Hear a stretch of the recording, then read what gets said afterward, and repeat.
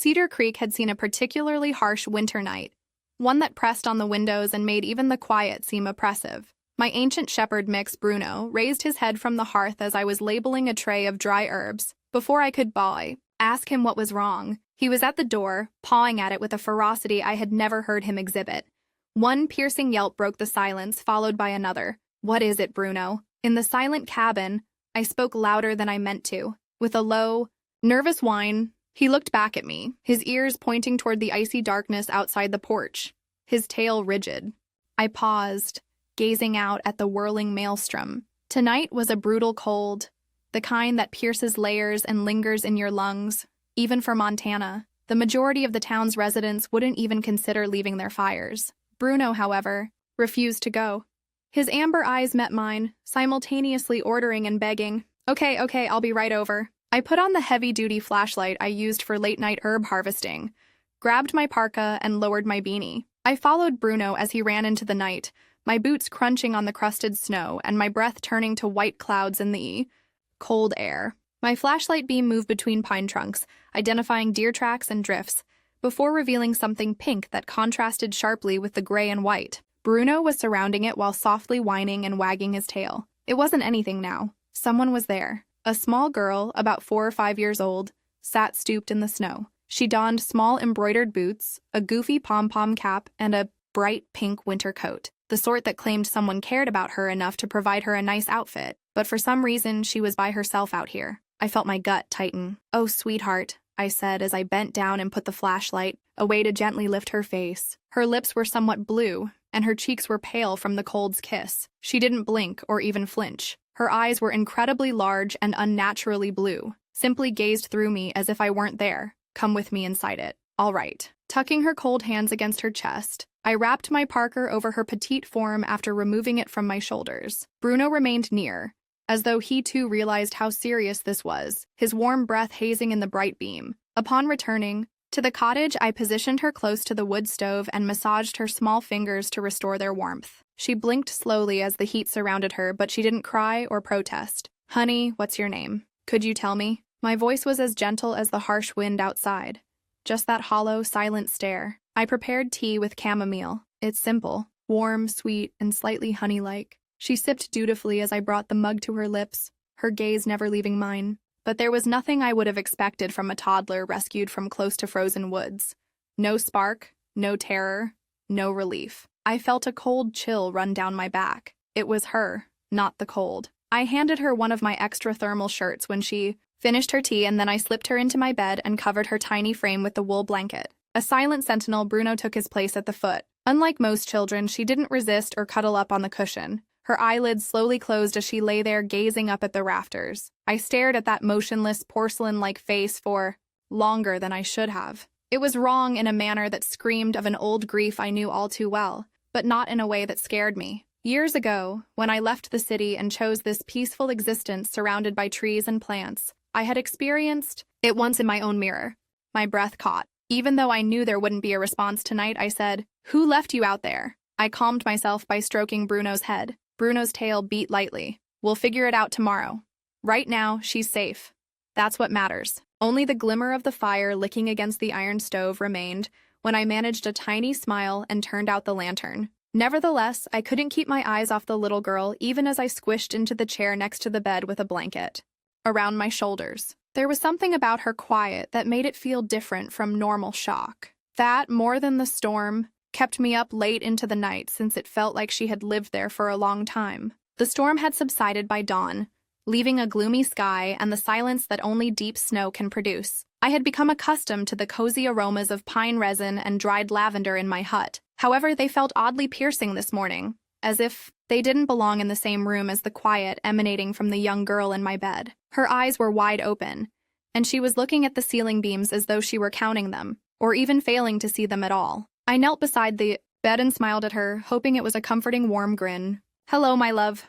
How do you feel? Enough warmth?" "Nothing." She didn't shake her head or nod, only those huge blue eyes briefly locked with mine before slipping away once again. I placed a steaming cup of tea with mint and lemon balm, the same concoction I drank on restless nights. "It's only tea. Nice. Do you want to give it a try?" She just grabbed the mug, her little fingers shaking from cold or something deeper, and sipped carefully as I gently brought it toward her, almost expecting a wince, a whisper, something. When she was finished, she placed it carefully on the table next to her, like a child much older than herself, but she remained silent. I made another, quieter attempt to ask, "Can you tell me your name?" Quiet. Her breathing also sounded quiet, too deliberate for a toddler. I had previously encountered children in shock while conducting fieldwork, including during a volunteer trip in Alaska. However, they all shared a common trait. The emotional barrier would eventually give way and tears would flow. Nothing about this kid. Her eyes showed not a single tear, frown, or even bewilderment. When I spoke, Bruno's ears would quiver as he lay at her feet with his head resting on his paws. Bruno wasn't nervous, but he wasn't at ease either. Dogs can read people quickly. He observed the girl as though she were a strange animal that he had not yet determined how to approach. I entered the kitchen and began making porridge with blueberries that had been dried. She felt as though her solitude might be broken by the customary sounds of breakfast, such as the wooden spoons scratching the pot and the kettle's hissing. She received the bowl courteously when I returned it, eating every spoonful while remaining silent and continuing to observe me in an oddly aloof manner. "Did you get lost, my love? Are you being sought after by your parents? Has something taken place?" My chest hasn't tightened, and nothing has changed. I have seen enough wounded individuals to know that the symptoms aren't always visible on the skin, but there were no visible bruises, ripped clothes, or indications of abuse. Her stillness wasn't natural in some way. It was discovered. I bent down to meet her gaze once again and draped one of my heavy scarves over her shoulders. "You're safe now. Listen, nobody is going to harm you here, I assure you." She stared at me for a time. There was a brief glimpse behind those glassy eyes, as if she had heard me but was unsure of how to react. The wall then rose again in the same instant, and she faced the window. I sat back on my heels and let out a deep exhale. The possibilities raced through my head. She might have had autism. Perhaps she had experienced trauma.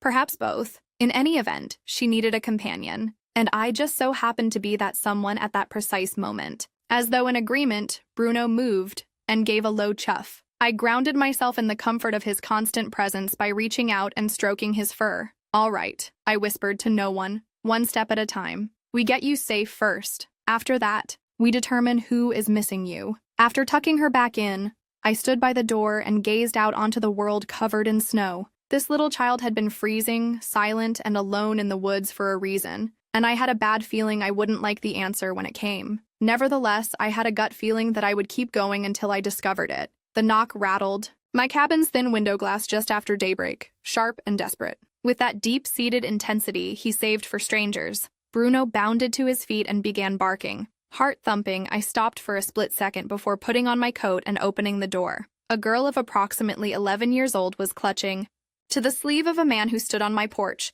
his breath steaming in the cold morning air. As if he had been looking all night, snow clung to his boots and the fringes of his jacket. Even before he spoke, his drawn, pale face and his eyes, which were sore from the cold and lack of sleep, told me why he was here. "Please," he said, his voice breaking. Bruno started to bark again, but I held up a hand to stop him. "We're looking for a child, my daughter. Have you? Have you seen a little girl?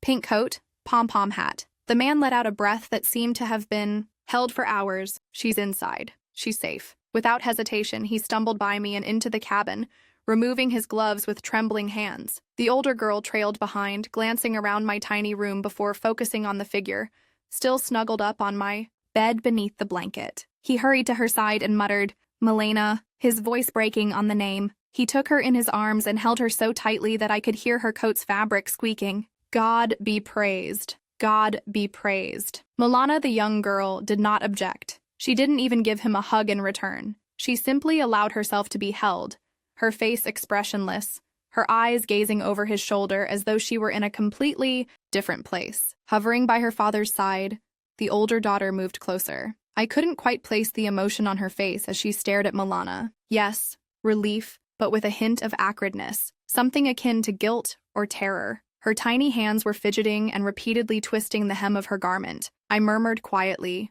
not wanting to bother anyone, but I felt compelled to tell her that I had located her the previous evening. She was sitting in the snow close to the old logging road. I would have shaken my head if Bruno hadn't dragged me out there. She would not have survived long. With watery eyes, the man turned. I'm not really sure how to express my gratitude. I was afraid that she was gone forever. The name Fedor Brooks is mine. This is Sophie, my eldest daughter. Sophie looked up, said a soft hello without looking at me, and then swiftly turned back to Milana. As he repositioned Milana on his hip, I remarked softly, "She hasn't said a word since I brought her in. Does she typically?" He smiled wearily and sorrowfully. Milana is reticent to speak. She faces various developmental obstacles. We love her, even if she doesn't react like other kids. His voice trailed off, too choked to finish, after she vanished last night. Sophie shifted once more and gave herself a hug. I briefly locked eyes with her, and something was there. Raw and overwhelming guilt. But before I could read any more, she turned away. "Her mama is where?" "Mostly to fill the void," I asked. Fedor hurriedly adjusted Milana's hat and whispered, "At home. My wife, Anna, is assisting the police in organizing the search. She will feel relieved.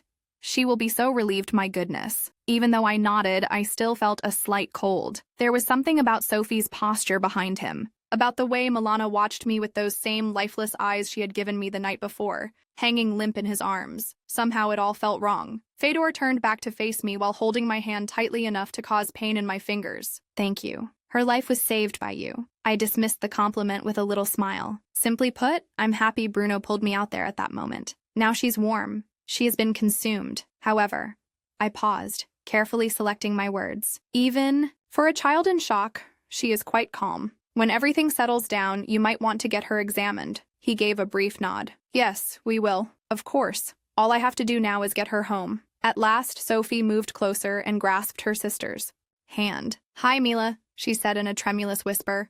Milana remained silent when she said, "You scared me." She didn't even give her sister a glance. There was a long pause before Bruno whined softly, as though he were expressing what we were all experiencing but were unable to express. As they retreated into the snow, I folded my arms and watched them from the doorway. I could tell from Sophie's slouched shoulders that this was more complicated than a kid being missing. It was not going to be easy to hear what had pushed her into that maelstrom. My heart ached as their silhouettes vanished into the dreary morning. Milana had been saved by me. Yes, but I had the uneasy impression that this was far from ended. Not even close. That morning, they hurried off, Sophie stumbling behind Fedor as he held Milana against his chest. She bent her head as if she were carrying something much heavier than a night of anxiety. After the door closed, I remained on the porch for a while, observing their footprints disappear into the white mist. Something gave me a nod. Since I had discovered her, that child had not talked to anyone, not even her own relatives. And there was more than just relief on Sophie's face when she saw Milana. Something more pointed.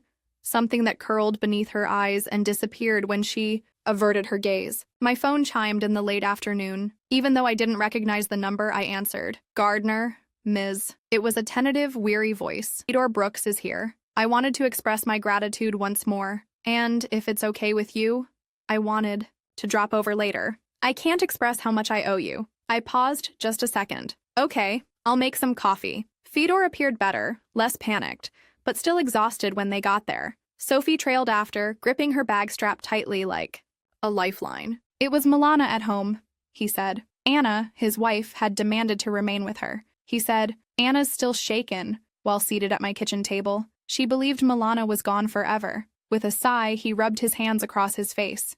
"She becomes worried about Milana. It always has," Fedor went on, his voice heavy. "They call it a developmental disorder.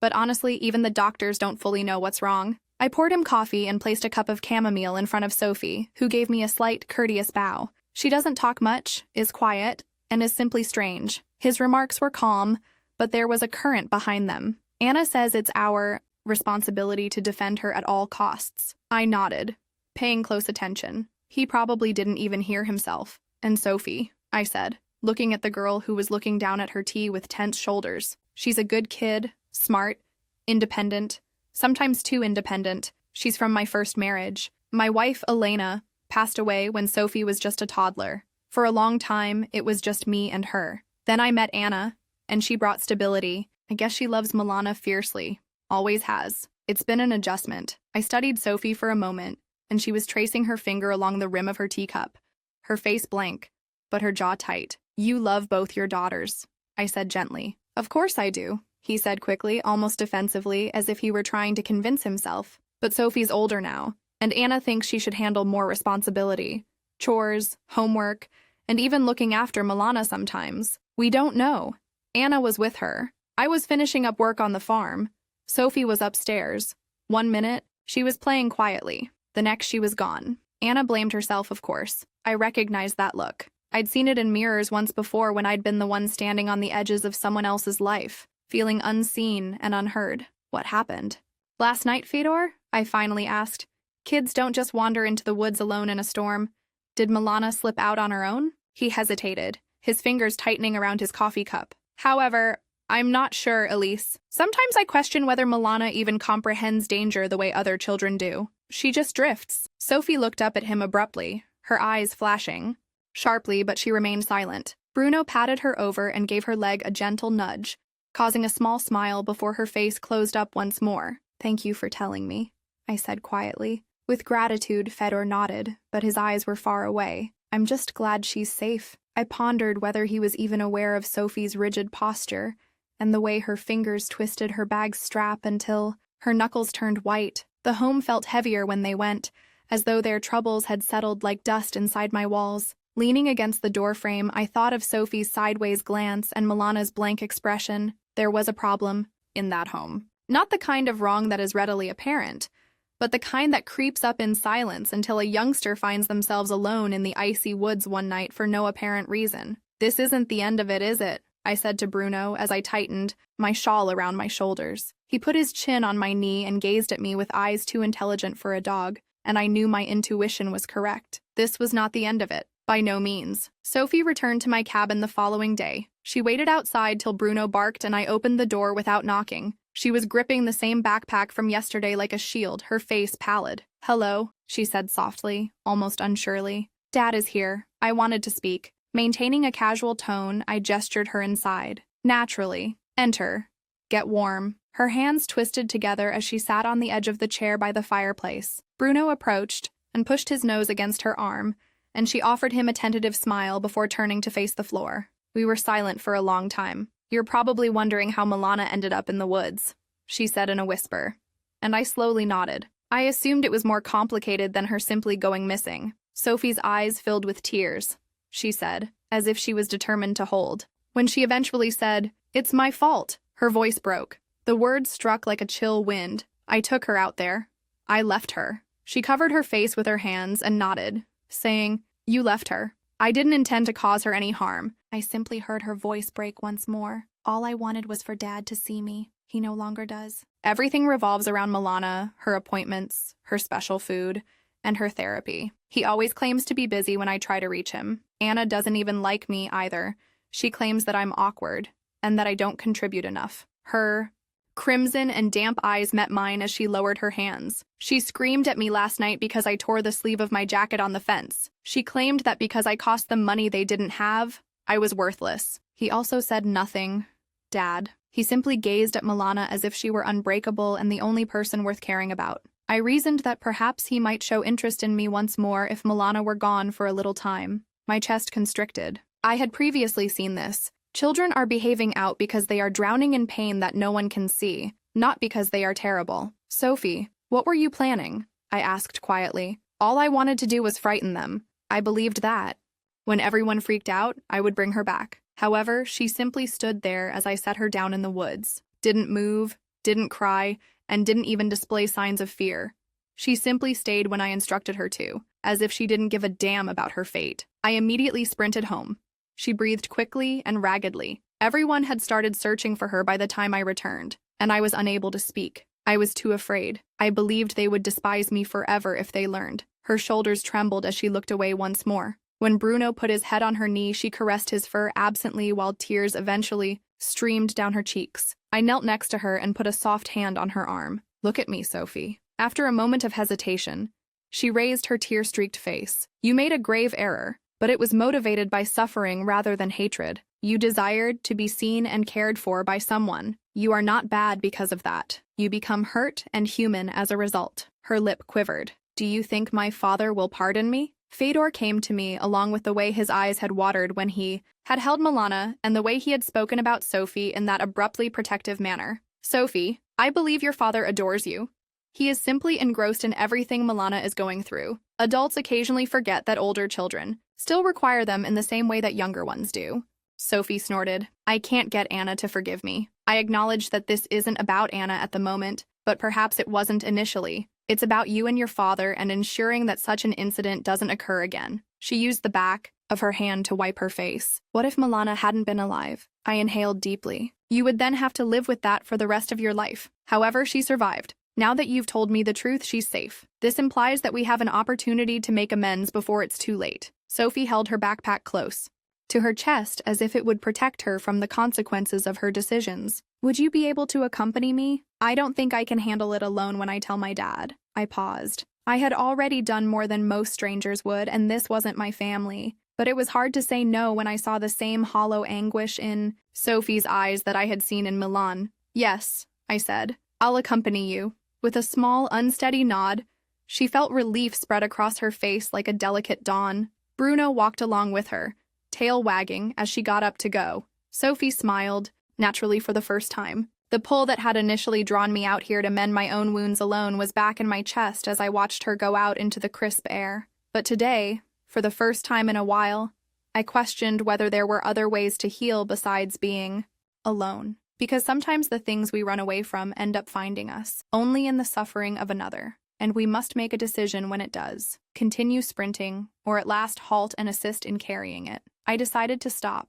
And Sophie's revelation seemed to me to be just the start of what this family would have to deal with. I took Sophie back to her house that night, with her fingers gripped tightly as if she were clinging to her courage before it slipped away. She sat quietly in the passenger seat. The Brooks lived in a simple farmhouse with pleasant lights shining behind frosted windows, situated at the edge of a field blanketed in snow. It appeared stable from the outside, but I was already aware that looks were deceiving. Fedor greeted us at the door, his weary face showing a hint of surprise at seeing me. Is everything okay, Elise? Sophie froze beside me. I touched her shoulder tenderly. I believe you should listen to what she has to say. He nodded and moved aside to let us in, scowling a little. The kitchen was filled with the soothing smell of stew, but underlying it was a buzz of stress. At the table, Anna was browsing through her phone, her gaze flickering up and down before returning to the screen. Sophie's shoulders were shaking as she stood in the doorway. Milana was in the woods because of me, Dad, though they were hardly heard. The words seemed to cast a shadow over the surrounding air. Fedor opened his mouth a little and squinted, as though he wasn't sure he had heard her correctly. What are you saying, Sophie? Her knuckles turned white as she squeezed her hands together. I led her outside. All I wanted was for you to take another look at me. I didn't mean for her to be hurt, but I did want you to care about me like you used to. I promise. I'm so sorry, Dad. Anna's eyes narrowed and her head sprang up. What did you do? She had a voice that could cut. Anna, do you know anything? I stepped forward a little and interrupted gently but firmly. Listening, not punishment, is the goal here. She didn't come forward to make explanations. Rather, she did so because she was afraid and in pain. Anna's jaw tensed, but she stopped talking. Fedor's face became white as he turned to face his daughter. His hands trembled as he reached for Sophie's and he knelt down to eye level. Why didn't you speak up earlier? Sophie let the tears fall down her cheeks. Since I assumed you would despise me. Now, Moana is all that matters to you. I feel as though I have vanished from the world. Sophie's gentle weeping was the only sound in the room. Fedor's face flashed with pain as he closed his eyes. I never intended to make you feel that way, Sophie, my dear. I said I would always protect you after your mother passed away, but I didn't. I didn't realize how much it was costing you, but I felt that providing Milana with what she needed was sufficient. Anna crossed her arms and shuffled uneasily. We took the necessary action.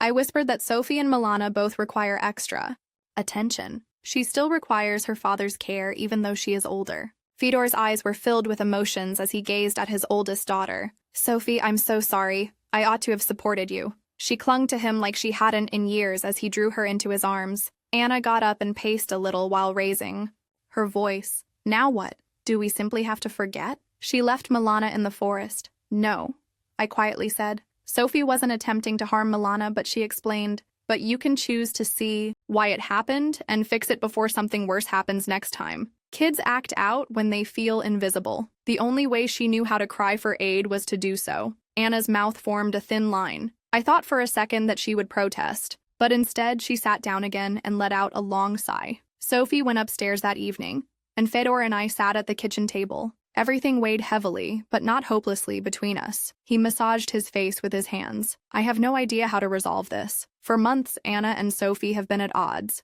and I assumed it was just a phase of growing up. I was unaware of its depth. Listen first, I whispered softly. Additionally, by scheduling Sophie's time, she has no desire to take Milana's place. She simply needs to know that you still value her. His shoulders slumped as he nodded slowly. You seem to have experienced this before. I paused, then gave a small smile. I understand the feeling of being invisible in your own house. I am aware of what occurs when no one pays attention. My eyes wandered to the window, where snowflakes silently drifted in the porch light. I am aware of the lengths people will go in order to feel seen once more. Fedora let out a quick exhale and leaned back. I cannot express how much I appreciate what you have already done for my family. I muttered. I didn't do this for thanks. Sophie trusted me enough to be honest, so I did it. Don't betray that confidence. He gave me a long, inquisitive glance.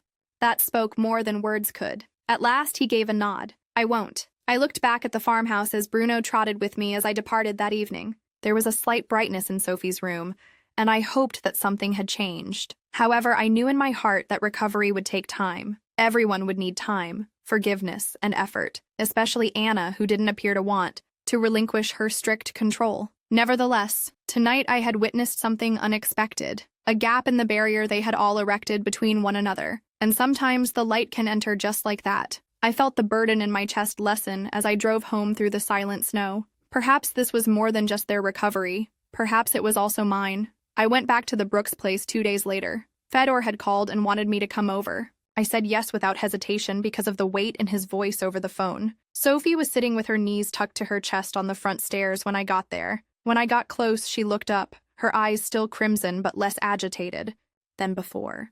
Hi, Elise, she murmured. Pulling my coat closer against the cold, I sat next to her. Hello, my love. How are you doing? She gave a shrug. Dad has been making an effort. He helped me with my schoolwork yesterday. This morning, we even made pancakes. A tiny smile came on and vanished as instantly. Anna is angry, though. At the moment, she doesn't really communicate with me. That's challenging. I acknowledge that adults don't always deal with hurt in the proper way, but that doesn't imply it will always be this way. Her voice faltered. Will she ever like me? In your opinion? I faced her, looking into her anxious eyes. Sometimes, Sophie, especially when someone feels protective of you, people's hearts take longer to open. But you are not solely to blame for this. Even adults make mistakes. Before Fedor went outdoors, we sat in quiet for some time. His eyes softened when he saw Sophie, but his face appeared older and wrinkled with weariness. He continued softly, We're trying something new tonight, glancing at me. A family meeting. I thought maybe you could stay, Elise. You seem to know how to calm things down. Anna was sitting rigidly at the table inside, her arms folded. It was thick enough to feel the stress. Sophie warily took a seat, her gaze darting between her father and her stepmother. Fedor cleared his throat. We must discuss what transpired for the sake of all of us. Not just Milana. We cannot continue to act as though everything is fine when it is not. Despite her thinning lips, Anna nodded. Okay, let's have a conversation. Sophie murmured, I'm sorry. I know what I did was wrong. I just felt like I didn't matter anymore. Anna shifted uneasily, looking at Fedor and then back at Sophie. You scared me. You scared all of us. I thought I'd lost her, but I didn't realize you felt that way. She hesitated, then sighed. I haven't been fair to you. Sophie's eyes widened. You mean that? Anna nodded slowly. I was so focused on protecting Milana that I didn't realize I was hurting you. She turned away, swallowed hard, and said, I'm sorry too. The silence that followed wasn't heavy like it had been before. Rather, it was fragile, like something new being built. I spoke softly, breaking it. Families aren't perfect, but what you do after mistakes is what matters. Sophie took a brave step by being honest. Anna, you took a brave step by admitting you've been harsh. This is how healing begins. Fedor reached for both of their hands and gently pulled them together. We're going to work this out. No more allowing hurt to fester. We're a family all. Of us. Sophie nodded, tears welling up in her eyes, but a tiny smile tugged at her lips. Anna squeezed her hand, tentatively at first, then more firmly. As I stood up to go, Fedor led me to the door. I don't know how to thank you, Elise, he said softly. You don't have to, I said. Just keep showing up for each other. That's sufficient gratitude. As I stepped outdoors and felt the crisp, cold air against my face, Bruno waggled his tail. The night after the family meeting, I sat by my cabin window with a cup of nettle tea warming my hands, and for the first time since I found Milana in the snow, I felt hope, real hope that this family might actually heal. Outside, the snow glowed faintly under the moonlight, undisturbed except for Bruno's paw prints circling lazily around the porch. And it was quiet again. My kind of quiet, but it felt different now. I saw Sophie's face when Anna finally took her hand, the way relief and disbelief mixed together in her teary eyes. For so long, I had chosen solitude, telling myself it was for peace, focus, and healing. But nights like this reminded me it was also because I'd stopped trusting people. I knew what it was like to be invisible, to feel like someone else's pain mattered more than yours. And maybe that's why I couldn't let Sophie's confession slip into silence. Bruno patted over, placing his head on my knee. Amber, eyes looking up at me as if he understood every unspoken thought. I smiled faintly, stroking the soft fur between his ears. Later that week, I returned to the Brooks farm, where Milana was playing in the yard, building uneven towers out of snow, while Sophie hovered nearby, not as far away as before, almost protective. When she saw me, she ran over, her cheeks flushed from the cold. "You know what? Dad, you signed me up for art classes in town," she continued, a bashful smile spreading across her face. According to him, he wants to see what I enjoy rather than just what has to be done. She glanced down at her boots and then back at me, her eyes glowing as if she saw me again. I smiled back. "That's great, Sophie. How does that feel?" Anna showed up in the when I left. Sophie gave me an awkward but sincere hug, and Milana stood by the door, watching.